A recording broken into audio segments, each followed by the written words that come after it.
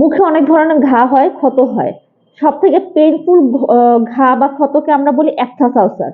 এখন পর্যন্ত জানাই যায়নি এই অ্যাপথাস আলসারটা কেন হয় এবং এই অ্যাপথাস আলসারের প্রতিকারটা কি। আসসালামু আলাইকুম, আমি doctor Syeda Fatema Mom, Smile Dental Care, Barishal branch থেকে।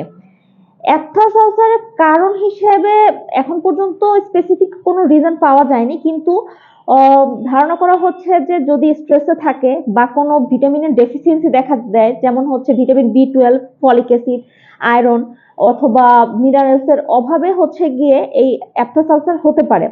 এখন এই অ্যাপথাস আলসার হলে আপনি ঘরোয়া পদ্ধতিতে কি কি করতে পারেন বা কিভাবে এই ব্যথা থেকে মুক্তি পেতে পারেন, আজকে আমি সেটাই আলোচনা করব।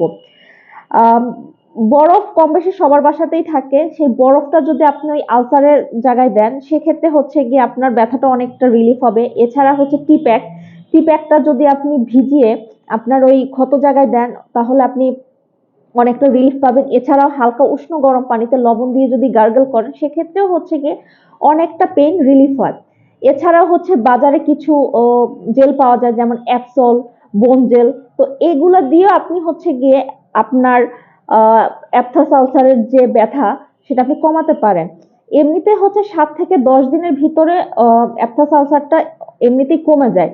এখন কথা হচ্ছে অ্যাপথাস আলসারটা কোথায় হবে। অ্যাপথাস আলসারটা মূলত হচ্ছে মুখের ভিতরে সফট পার্ট গুলোতে হবে, যেমন ঠোঁটের ভিতরে, গালের পাশে, জিহ্বার নিচে, এসব জায়গায় হচ্ছে গিয়ে অ্যাপথাস আলসারটা হবে। এবং অ্যাপথাস আলসারটা দেখতে হচ্ছে গিয়ে চারপাশটা একটু রেডিশ এবং ভিতরটা একটু সাদা হবে, মানে তার স্পেসিফিক একটা বাউন্ডারি থাকবে। তো আশা করি অ্যাপথাস আলসার সম্পর্কে কিছুটা ধারণা দিতে পেরেছি, এবং এই অ্যাপথাস আলসার হলে আপনি কিভাবে ঘরোয়া পদ্ধতিতে বা কিভাবে মেডিসিনের মাধ্যমে নিজেকে কিউর করতে পারেন একটু হলেও ধারণা দিতে পেরেছি। আজ এই পর্যন্তই। ভালো থাকবেন, সুস্থ থাকবেন, আল্লাহ হাফেজ।